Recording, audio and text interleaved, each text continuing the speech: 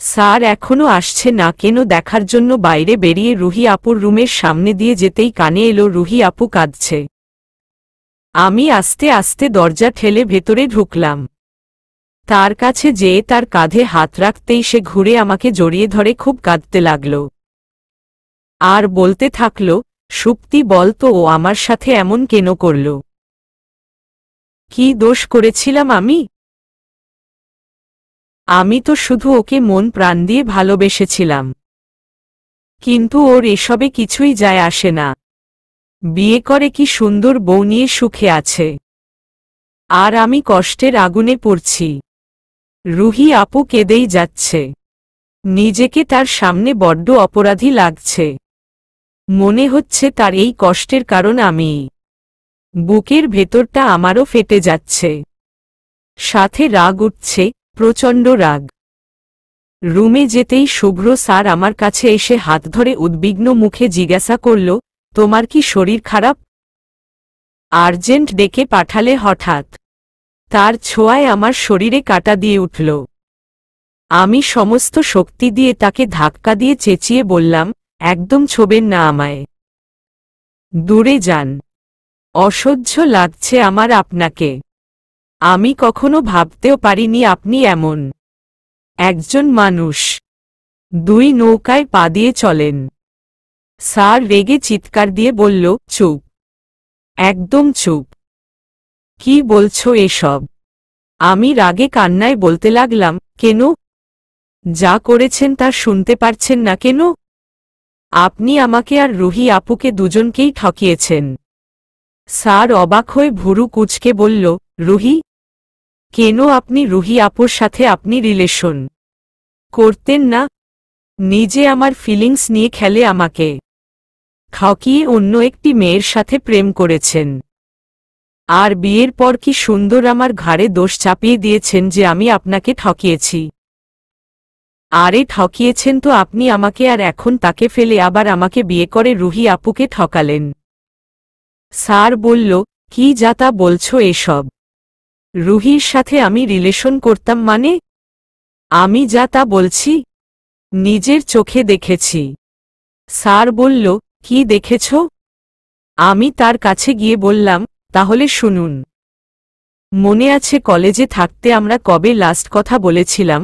ঠিক তার পরদিনই আমি কলেজে বই জমা দিতে গিয়ে আপনার কেবিনে গিয়েছিলাম। যখন আপনি রুহি আপুর হাতে হাত রেখে কথা বলছিলেন আর আপু আপনাকে জড়িয়ে ধরেছিল, সেদিনও আমি আপনার ল্যাপটপে আমি আপনার আর তার একসাথে ছবি দেখেছি। আর এরপরও আশা করেন এত কিছু দেখে আমি আপনার সাথে তখন কথা কন্টিনিউ রাখতাম, আর এখনও সব ভুলে স্বাভাবিক থাকতাম। আমার মন ভেঙেছেন আপনি, খুব নিষ্ঠুরভাবে। স্যার আমার কথা শুনে একটু পিছনে গিয়ে দু হাত দিয়ে মাথার চুলগুলো পিছনে নিয়ে থমকে দাঁড়াল। তারপর আমার সামনে এসে বলল, তুমি এই কারণে আমার সাথে এতদিন ধরে এমন করে যাচ্ছ?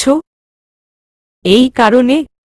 রুহিকে আমি না অন্য একটি ছেলে ঠকিয়েছে, যাকে সে প্রচণ্ড ভালোবাসত। ছেলেটির সাথে রুহি পালিয়ে গিয়ে বিয়েও করেছিল। কিন্তু ছেলেটি বিয়ের পরে পরকীয়া করে রুহিকে ধোঁকা দেয়। রুহি আমার ফুফাতো বোন। আমরা সমবয়সী। রুহি ছোট থেকেই বিদেশে বড় হয়ে আসছে। ওর চলাফেরাও তেমনই।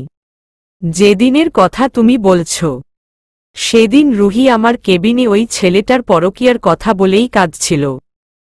আর ইমোশনাল হয়েই ও আমাকে জড়িয়ে ধরে, যেহেতু ওর কালচারে এটা কেন ব্যাপার না।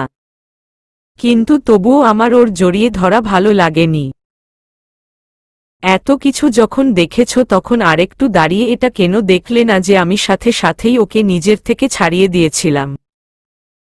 আর ল্যাপটপের যেই ছবির কথা বলছ, ফুফাতো বোনের সাথে একটি ছবি তোলা কি খুবই অন্যায়। ওই ছবিটা যদি একটু চেঞ্জ করে দেখতে পুরো ল্যাপটপ ভরেই তোমার ছবি ছিল। আমার বিশ্বাস হচ্ছে না যে তুমি সামান্য এই কারণের জন্য আমার সাথে এতদিন এমন করেছ। শুধু একবার এসে যদি জানতে চাইতে সত্যিটা কি। কিন্তু না, তুমি কিছু না বলে গা ঢাকা দিয়ে দিল। আমি পাগলের মতো ভালোবেসেছি তোমাকে। আর তুমি জানো যখন হঠাৎ করে উধাও হয়ে গিয়েছিল তখন আমার কি অবস্থা হয়েছিল। দম বন্ধ হয়ে আসত, আমি ঘুমাতে পারতাম না। 2 বছর আমি শান্তিতে ঘুমাইনি। মাঝরাতে হঠাৎ করে উঠে কাঁদতে থাকতাম। ভেতরে ভেতরে শেষ হয়ে যাচ্ছিলাম। বারবার মনে একই প্রশ্ন আঘাত হানত, কেন তুমি এমন করলে? কোথায় আছো? কেমন আছো? বোঝো এটা কতটা কষ্টের। পাগল হয়ে গেছিলাম জাস্ট। তুমি আমাকে যতটা কষ্ট দিয়েছ তার জন্য তোমাকে আমি কোনোদিনই মাফ করব না, কোনোদিনই না। স্যার চাপা রাগ নিয়ে কান্না মুখে কথাগুলো বলছিল, আর আমি তার মুখে এই কথাগুলো শুনে স্তব্ধ হয়ে গিয়েছিলাম। মুখ দিয়ে কোনো কথাই বেরোচ্ছিল না। স্যার আবার বলল, আমার কথা যদি বিশ্বাস না হয়ে থাকে তাহলে রুহিকে গিয়েই জিজ্ঞাসা করো। কথাগুলো বলেই সে চরম রাগ নিয়ে রুম থেকে বেরিয়ে গেল। আমি 2 হাত দিয়ে চুলগুলো খামছে ধরলাম। নিজের ওপর প্রচণ্ড রাগ লাগছে। এটা আমি কি করেছি? এতটা ভুল বুঝেছি স্যারকে। ছোট্ট একটা ভুল বোঝাবুঝির জন্য এতটা কষ্ট দিয়েছি স্যারকে। কেন এভাবে কথা চেপে না রেখে স্যারকে গিয়ে বললাম না? একবার যদি কথাগুলো তাকে জানাতাম, আমার আর রুহি আপুকে জিজ্ঞাসা করতে হবে না। স্যারের মুখের কথাই আমার কাছে যথেষ্ট। নিজেকে খুন করে ফেলতে ইচ্ছা করছে। এই আমি ভালোবাসি শুভ্র স্যারকে। ভালোবাসলে কি করে এতটা ভুল বুঝতে পারলাম? আমি তাকে যেই কষ্ট দিয়েছি তারপরে স্যারের আমাকে ক্ষমা না করাটাই উচিত। আমি তার ক্ষমারও যোগ্য না। অঝোরে ধারায় অশ্রুর বন্যা ভাসিয়ে আমি বসে বসে কাঁদতে লাগলাম, আর স্যারের ফিরে আসার অপেক্ষা করতে লাগলাম। কিন্তু স্যার সারা রাতে আর ফিরে আসলো না। তারপরের দিন সকালে একবার এসে 2 মিনিটের জন্য মার সাথে কথা বলেই চলে গেল। আমাকে কিছু বলারও সুযোগ দিচ্ছে না। বারবার ফোন করি কিন্তু ফোন রিসিভও করে না। এই অপরাধী অনুভূতি নিয়ে আমি ভেতরে ভেতরে দগ্ধ হতে লাগলাম। স্যার সারাদিন অফিসে কাটায়, বাসায় আসলেও 5-10 মিনিট পরই চলে যায়। ভুলেও রুমে যায় না। সবার সামনে আমি কিছু বলতেও পারি না। যাওয়ার সময় পেছনে থেকে ক্রমাগত ডাকতে থাকি, তবুও ফিরেই তাকায় না। 2 দিন পর সে একটি ফাইল নেওয়ার জন্য রুমে আসতেই আমি তার পা ধরে অঝরে কেঁদে উঠি।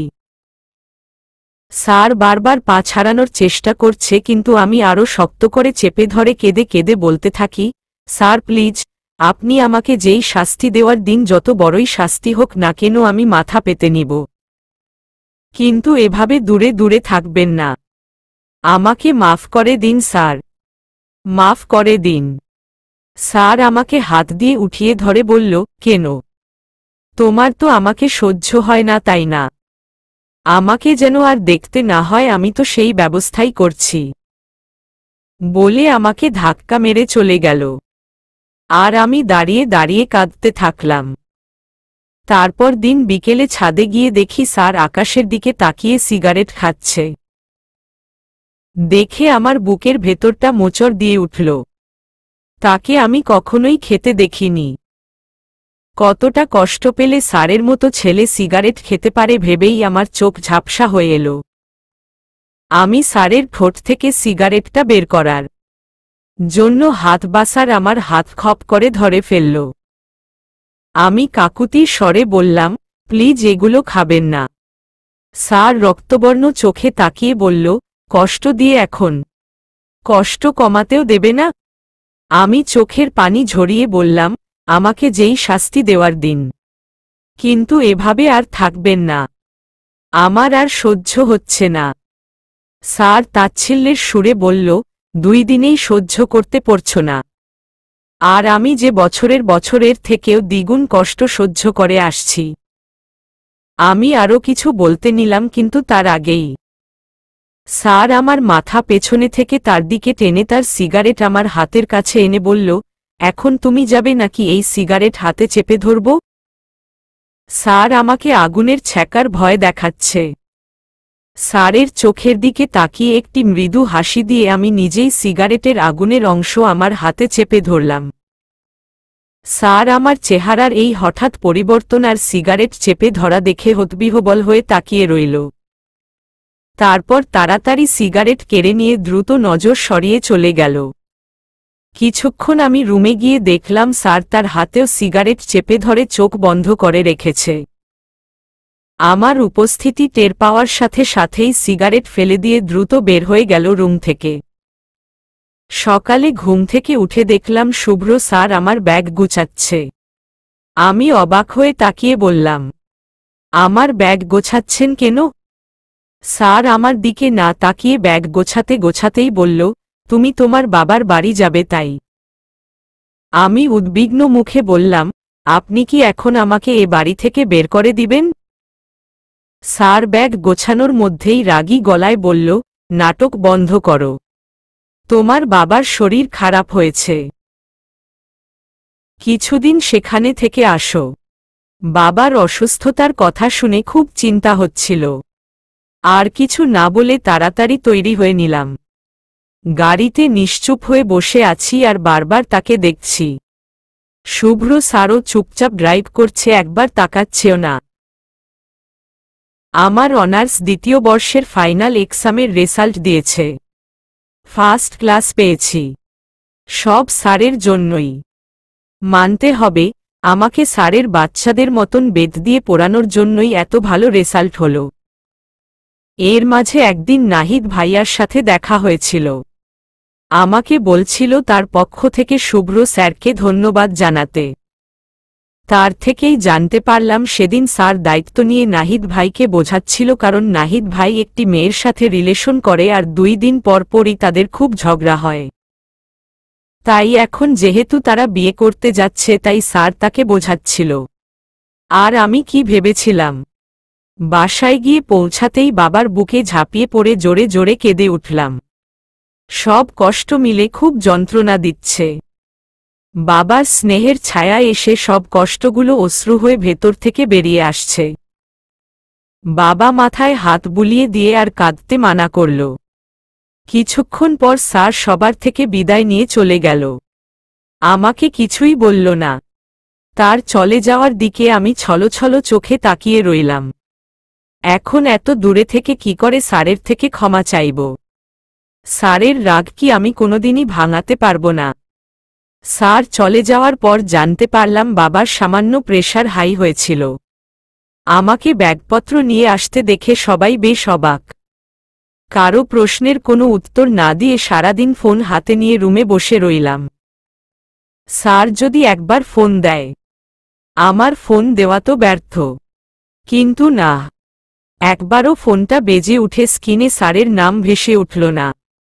খুব মনে পড়ল আগের কথা, যখন এই বাড়িতে আগে আসলে স্যার 2 মিনিট পরপরই ফোন করত। কখনো নিজের থেকে দূরে থাকতে দিত না। আর আজ আমার এই পরিণতি আমি নিজে অর্জন করেছি। ভাবতে ভাবতে কখন যে ঘুমিয়ে পড়লাম জানি না। বিকেলে ঘুম ভাঙলে আমি ওড়না ঠিক করে ঘুমু ঘুমু চোখে উঠে বসলাম। তখনই ভাবি হন্তদন্ত হয়ে রুমে এসে আমাকে দেখে বলল, ঘুম ভেঙেছে তাহলে? কখন থেকে ঘুমিয়েই আছিস? তোর কাজকর্ম আমি কিছুই বুঝি না। শুভ্র আজ আমেরিকা চলে যাচ্ছে আর তুই এখানে পড়ে আছিস। আরে 2 দিন পরও তো আসতে পারতি। আমি অবাক হয়ে গেলাম ভাবির কথা শুনে। ভুরু কুঁচকে বললাম, আমেরিকা চলে যাচ্ছে।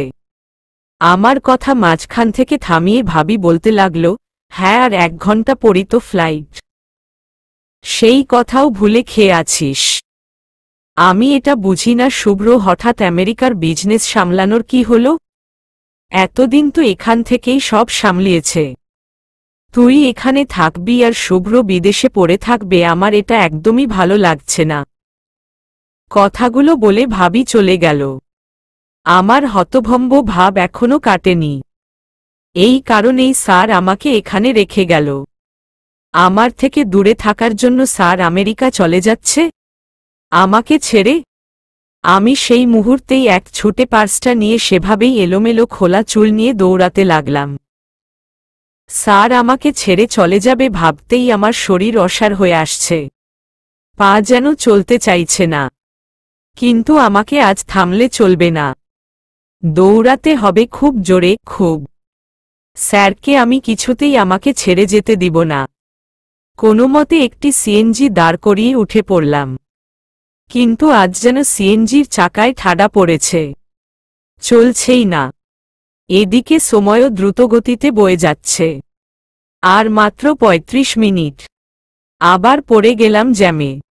ঢাকার যেই ট্রাফিক জ্যাম, এই জ্যাম কবে ছুটবে কোনো ঠিক ঠিকানা নেই। যতদূর চোখ যায় শুধু গাড়ি আর গাড়ি দেখা যাচ্ছে। রাস্তার পাশের একটি দোকান থেকে লাউড স্পিকারে একটি গান বাজতে লাগল। সাজ কাহু তো হোঠ চালতে না হে, চুপ রাহু তো সাস ভি না আয়, মুশকিল হে বহুত হি আব ছুপা নাইয়া ঘাটানা, জাদা পাস আনা হে আসল মে দূর জানা, মেরে সাথ মেরে জাখো ভি হে, দারদ ভি হে। শুভ্র স্যারের সাথে সেই প্রথম থেকে এই পর্যন্ত কাটানো প্রত্যেকটি মুহূর্ত আমার মনে পড়তে লাগল। জিনসে হে বিগাড়তা জো ভি চাহু মে বানানা। গাড়ি চলার আর নাম নিচ্ছে না দেখে আমি ব্যাকুল হয়ে সিএনজি থেকে নেমে দৌড়াতে লাগলাম। পিছন থেকে সিএনজির চালক আমার টাকা বলে চেঁচাচ্ছে। মুঝে নাজদিকিও সে মিলি। আমি পুরো পার্সটাই তার দিকে ছুঁড়ে মেরে আবার দৌড়াতে লাগলাম। ইয়ে দুরিয়া, ইয়ে দুরিয়া, ইয়ে দুরিয়া, ইয়ে দুরিয়া, ইয়ে দুরিয়া। সবাই অদ্ভুতভাবে আমার দিকে তাকাচ্ছে। এই পরন্ত বিকেলে এভাবে এলোমেলো খোলা চুলে ঘুমু ঘুমু চেহারা নিয়ে পাগলের মতো একটি মেয়েকে ছুটতে দেখে যে কারোরই তাকিয়ে থাকার কথা। কোনোমতে এয়ারপোর্টে পৌঁছালাম। সবাই ব্যস্ত ভঙ্গিতে ব্যাগপত্র ট্রলিতে টেনে ছোটাছুটি করছে। পাশে একটি ৫-৬ বছরের বাচ্চা বসে বসে চকলেট ক্যান্ডি খাচ্ছে। চারপাশে অসহায়ের মতো চোখ বুলাতে লাগলাম। হঠাৎ ১ সেকেন্ডের জন্য মনে হলো আমি দেরি করে ফেলেছি। স্যার চলে গেছে আমাকে ছেড়ে। মুহূর্তের মধ্যেই এক বুক শূন্যতায় গাল বেয়ে অশ্রু গড়িয়ে পড়ল। সামনে তাকানো অবস্থায় ২ পা পিছনে পিছাতেই কারো সাথে মৃদু ধাক্কা খেলাম। ঘুরে তাকাতেই দেখলাম শুভ্র স্যার। সেও মাথা নিচু করে হাঁটছিল। ধাক্কা লাগায় সরি বলার জন্য আমার দিকে তাকাতেই সে অবাক হয়ে গেল। পরক্ষণেই তার চোখে এক চাপা কষ্ট জায়গা করে নিল। স্যারকে দেখে আমি কাঁদতে কাঁদতেই খুশি হয়ে গেলাম। শুভ্র স্যার আমাকে পাশ কাটিয়ে চলে যেতে নিল। আমি তার পথ আগলে দাঁড়িয়ে তার হাত ধরে কান্নার বেগটা কমানোর চেষ্টা করে কাঁপা কাঁপা গলায় বলতে লাগলাম, স্যার প্লিজ আমাকে ছেড়ে যাবেন না। আমাকে ক্ষমা করে দিন। আপনি যা বলবেন আমি তাই করব। কিন্তু আমায় ছেড়ে। আর বলতে পারলাম না কান্নার জন্য। স্যারের চোখেও পানি ছলছল করছে যা সে আপ্রাণ চেষ্টা করে আটকিয়ে রাখছে। সে আমার দিকে না তাকিয়েই বলল, সুপ্তি আমার জন্য সবকিছু আর কঠিন করো না। আমার যেই সিদ্ধান্ত নেওয়ার আমি নিয়ে ফেলেছি। শুভ্র স্যার আমার হাত ছাড়িয়ে চলে যাচ্ছে। শুভ্রামি তোমাকে ভালোবাসি। স্যার যেতে যেতে থমকে দাঁড়ালো পিছন থেকে আমার কান্নামাখা জোরালো গলা শুনে। কয়েক মুহূর্ত সেভাবেই দাঁড়িয়ে থেকে পিছনে ঘুরে নিচের ঠোঁট কামড়ে ধরে হাত দিয়ে মাথার চুলগুলো পিছনে ধরে কিছুক্ষণ এদিক ওদিক তাকাতে লাগল।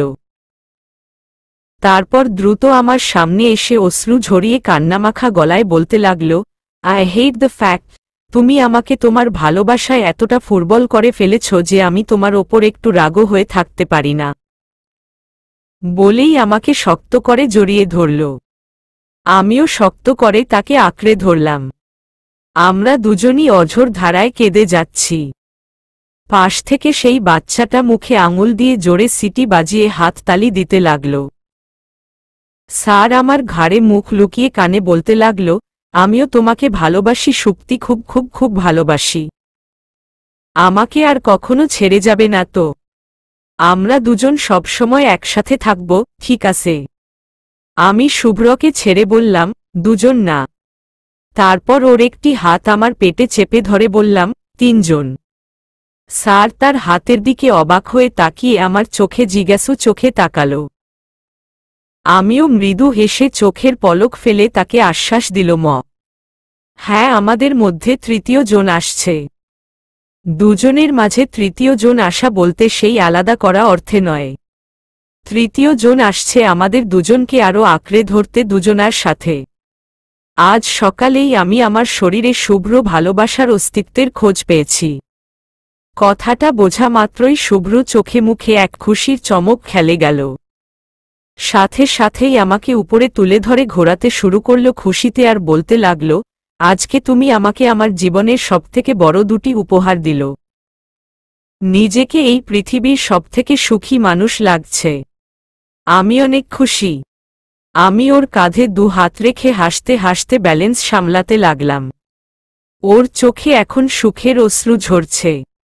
আমাকে ধীরে ধীরে উপর থেকে নিচে নামাতে লাগল।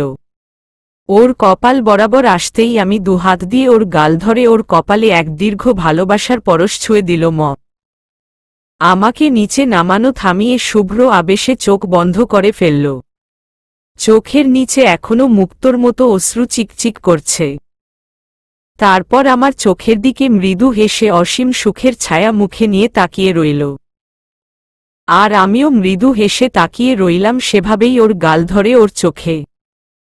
সময় যেন সেভাবেই থেমে রইল আমাদের ভালোবাসায়। এ যেন এক স্বর্গীয় সুখের মুহূর্ত, যার প্রকাশ ভাষায় করা অসম্ভব। জীবনের স্রোতে আমরা যেন এভাবেই একসাথে আঁকড়ে থাকি। সমস্ত জীবনের প্রার্থনা জুড়ে এখন শুধু এই একটাই চাওয়া। সমাপ্ত।